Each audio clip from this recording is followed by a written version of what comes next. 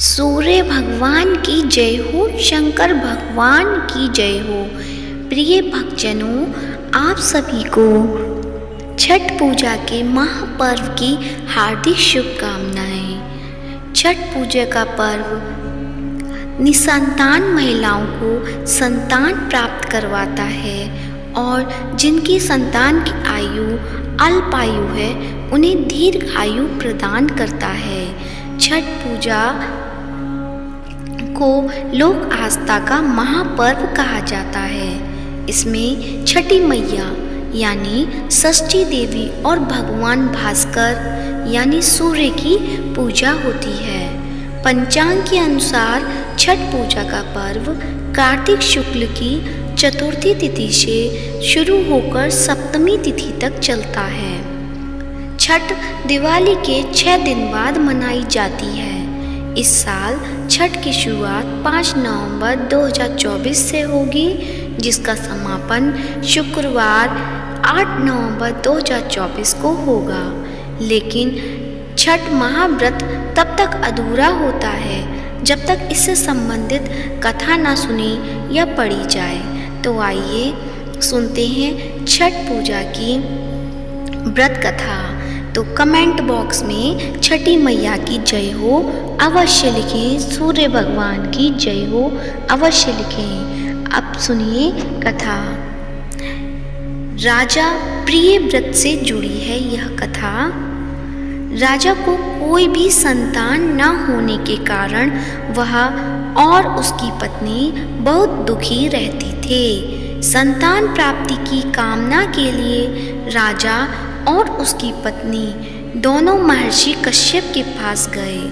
तब महर्षि ने यज्ञ करवाया और राजा की पत्नी गर्भवती हो गई। उसने 9 माह पूरे होने के बाद एक पुत्र को जन्म दिया, लेकिन वह मरा हुआ पैदा हुआ, जिसके बाद राजा और उसकी पत्नी पहले से भी अधिक दुखी हो गए। दुखी होकर राजा प्रियव्रत मरे हुए बेटे के साथ अपने प्राण भी त्यागने के लिए शमशान में ही आत्महत्या का प्रयास करने लगे। तभी वहाँ एक देवी प्रकट हुई। देवी ने कहा, मैं ब्रह्मा की पुत्री देवसेना हूँ और मैं सृष्टि की मूल प्रवृत्ति के छठे अंश से उत्पन्न हुई देवी षष्ठी हूँ। अगर तुम मेरी पूजा करोगे और अन्य लोगों को भी इसके लिए प्रेरित करोगे तो मैं तुम्हें पुत्र रत्न प्रदान करूँगी।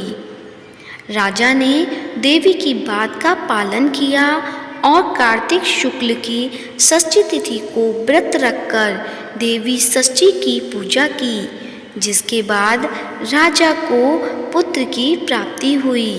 ऐसी मान्यता है कि इसके बाद से ही छठ पूजा की शुरुआत हुई।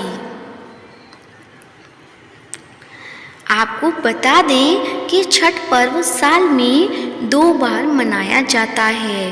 कार्तिक मास के साथ ही चैत्र के महीने में भी छठ पूजा होती है, जिससे चैती छठ भी कहते हैं। वहीं कार्तिक मास की छठ पूजा को छठ महापर्व या कार्तिकी छठ के नाम से भी जाना जाता है। इस पर्व को स्त्री और पुरुष दोनों ही कर सकते हैं। छठी मैया की पूजा के साथ ही छठ सूर्य उपासना का भी अनुपम महापर्व है। तो प्रेम से बोलिए छठी मैया की जय हो। आशा करती हूँ यह कहानी आपको अच्छी लगी होगी। यदि अच्छी लगी है तो वीडियो को लाइक करें और उन महिलाओं को अवश्य शेयर करें जो महिलाएं छठी मैया का व्रत कर रही हैं, ताकि वह इस कथा का अनुसरण कर सकें। और साथ ही यदि आपने अभी तक मायरा वॉइस चैनल को सब्सक्राइब नहीं किया है तो सब्सक्राइब करें, ताकि आने वाली वीडियोस का नोटिफिकेशन आपको समय अनुसार मिलता रहे और बेल आइकन दबाना न भूलें। तो प्रेम से बोलिए छठी मैया की जय हो।